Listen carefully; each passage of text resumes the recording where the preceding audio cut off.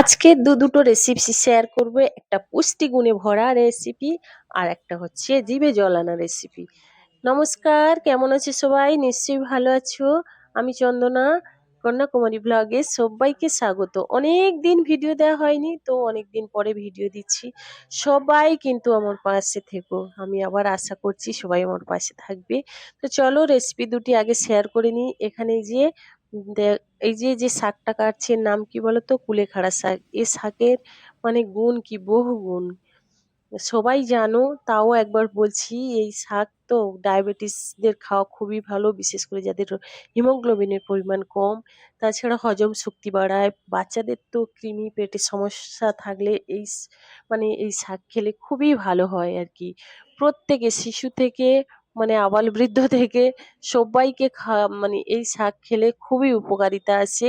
তো চলো এই শাকটা প্রথমে এরকমই বেছে নেবো, আর ডগাগুলো নিয়ে নেবো, নিয়ে মাঝখান থেকে কেটে নেব।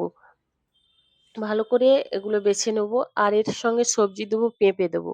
মানে যে সবজিগুলো দিচ্ছি সেগুলো খুবই মানে স্বাস্থ্যকর আর কি। এখানে পেঁপে একটা দিয়েছি, আর একটাই আলু দিয়েছি, ছোট আলু আর গাজর দিয়েছি। আর এখানে কিন্তু আবার তোমার কাঁচকলা বেগুনও দিলে আরো ভালো লাগে। তো কড়াইতে এই যে তেল দিয়ে হলুদ দিয়ে চিংড়ি মাছ কয়েকটা ভেজে নেবো। এগুলো জ্যান্ত চিংড়ি ছিল। এমনকি পোনা মাছ বা জিওল মাছ, বিশেষ করে শিঙি মাছ, মাগুর মাছ বা ওই যে মৌরালা মাছ দিয়ে রান্না করলে খুবই ভালো লাগে কিন্তু। দেখো চিংড়ি মাছগুলো ভেজে তুলে নিলাম। এরপর কড়াইতে একটু সামান্য তেল দেব, দিয়ে আর পাঁচ ফোড়ন দেবো, সামান্য পাঁচ ফোড়ন দেবো। আর এতে কোনো কিন্তু মশলা লাগে না। এই যে পাঁচ ফোড়ন দিয়ে দিলাম। এবার সবজিটা দিয়ে লবণ হলুদ দিয়ে একটু ভালো করে ভাজবো। একটু আদা সিদ্ধ সিদ্ধ হয়ে আসলে তারপরে শাকটা দিয়ে দেবো। শাকটা দিয়ে আর একটু ভালো করে নাড়িয়ে চাড়িয়ে নেওয়ার পরে তারপরে জল দিয়ে দেবো আর ঢাকিয়ে দেবো। আর তো কোনো কিছুই মানে মশলা দেওয়া যাবে না।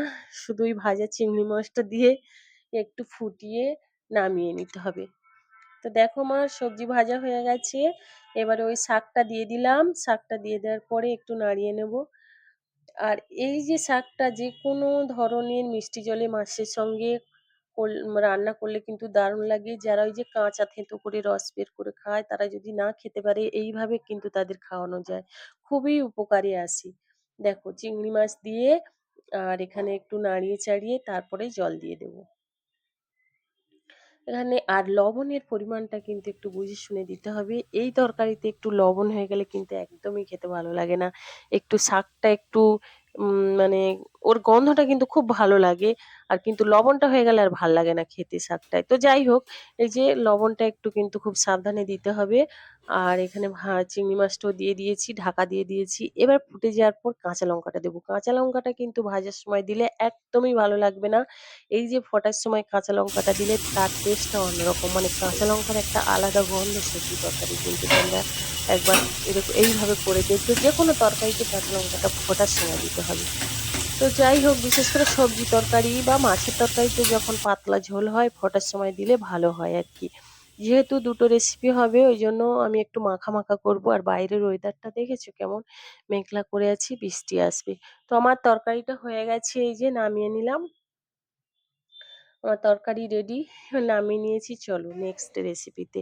এইটা কি মাছ তোমরা তো সবাই জানো। এই মাছটা বর্ষাকালে একটু টাটকা টাটকা বেশি পাওয়া যায়। আর সব বছরে সব সময় পাওয়া যায়, কিন্তু বর্ষাকালে টাটকা পাওয়া যায়।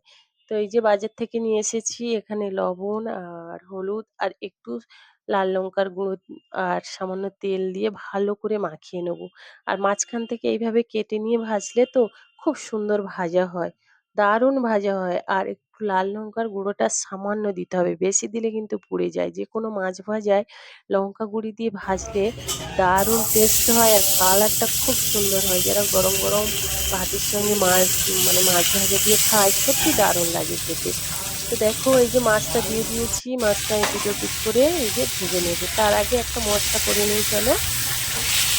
এখানে এই যে সর্ষে দিয়েছি, আমি একরকম সর্ষে দিয়েছি, তোমরা দুই রকমই দিতে পারো, কালো সর্ষে আর সাদা সর্ষে। আমি এখানে সাদা সর্ষে দিয়েছি।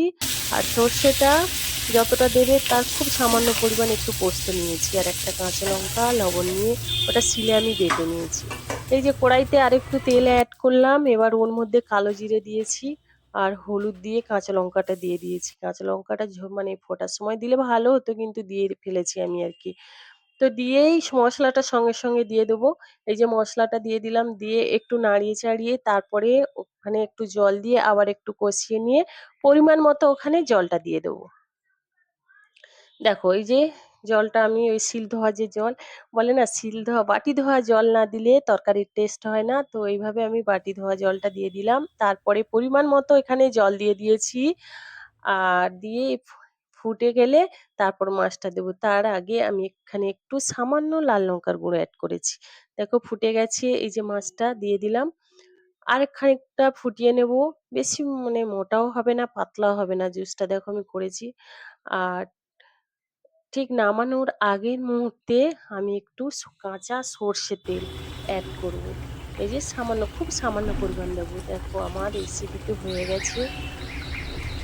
এত খেতে ভালো লাগে তোমরা কিন্তু একবার ট্রাই করতে পারো এইভাবে। আর তাছাড়া কেমনভাবে রান্না হয় তো আমি জানি না এর মধ্যে পেঁয়াজ, আদা, রসুন দেয় কিনা? তোমরা যদি জানো অবশ্যই কমেন্ট করবে। তো আমার এই যে রেসিপি দুটো হয়ে গেছে। কেমন হয়েছে গো? অবশ্যই জানিও। আমরা কিন্তু আজকে দুপুরে ভাতে খেয়েছিলাম। খুব সুন্দর হয়েছে। মানে কি বলবো এই যে বিশেষ করে ওই যে পমফ্রেট মাছ এত ভালো হয়েছে। তো সবাই ভালো থেকো।